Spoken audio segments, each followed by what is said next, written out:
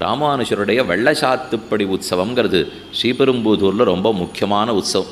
இப்போ உற்சவம் சித்திரை திருவாதிரை உற்சவம் நடக்க போகிறது இல்லையோ, அதில் ஒரு நாள் வெள்ளசாத்துப்படி உற்சவம் ராமானுஜர் கண்டருள்றார்.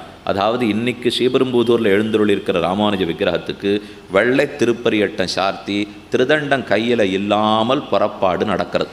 அன்னைக்கு மேலக்கோட்டைக்கு சுவாமி எழுந்தருளினார் இல்லையோ, அதை ஞாபகம் வைத்து கொள்ளுகிறா போல இன்னைக்கு புறப்பாடு. ஏன்னா அவர் வெள்ளை சாத்திக்கவே மாட்டார், சன்னியாசி ஆயாச்சுன்னு அப்புறம் காஷாயத்தை மாற்றுவாளா. ஆனால் அன்றைக்கி அதை நிர்பந்தமாக மாற்றின்னு போனாரோ இல்லையோ, அந்த உற்சவத்துக்கே வெள்ளை சாத்துப்படி உற்சவம்னு பேர்.